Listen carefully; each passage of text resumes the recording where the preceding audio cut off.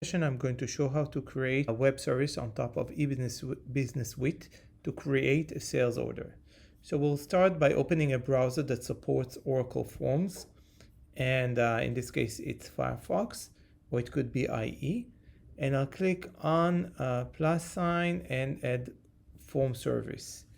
So let's do test create sales order. That's the name of the service, and I'm going to paste the URL of the form that forms this action that I want to record. I will click on begin, and now the form would be opened. Now every field that I would change on the form would become input field to the service that it can be parameterized later on. And if I want to get a response as a field or an output, I'll just need to click on it and it would become an output field. So let's enter my credentials and click enter. Every action that I perform on the screen would also be recorded, like any button press, key, function keys, events would also be recorded. So let me enter the customer, tab out, and the details would be completed by the form. I will enter the order type, that's standard, and let's click on save. When I click on save, you'll see the message before that transaction completed. And let's go to order lines and add a line to that order. So let me get a valid item. I'll enter the item, tab, quantity, tab, and we can change the date or not, and save. And again, I would expect the FRM 4400 transaction message at the status bar. Now the process is completed, and now I want to get the output fields of that flow, and I'll go back to the order and click on the order number. That's something that I want to get an output, and those fields as well. If I want to capture all the fields as output, I would click on capture parameters, but it's not required in this case. I'll click on save and exit, and that would generate the service.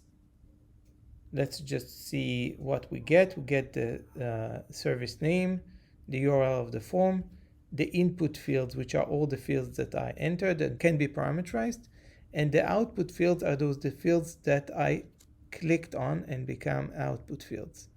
Now, if I want to have also validations on the service, and that would be very recommended, I want to make sure that the status bar message should have FRM 4400. So I'll click on this purple button, and I'll check that fail when response does not contain FRM 4400. I can enter any other message that I want, any validation that I need, or I can validate a few fields.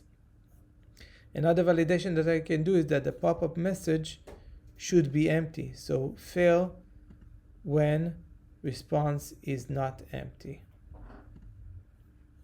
And that's basically that creates the service. And now I have a service that can be used for testing, for automation, for integration. We have REST and SOAP APIs.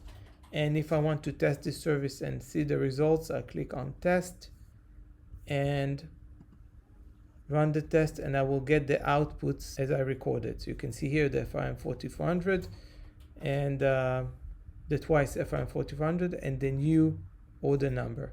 Now that's very important that all the triggers and validations that are running on the form would be triggered by AuraPlayer. So if I enter here another valid item, of course it would run the other item. But if I enter letters in the quantity that expect numbers and I run the test, you will see that it would fail because I got validation from the form. Thank you very much for watching, and hope to see you soon.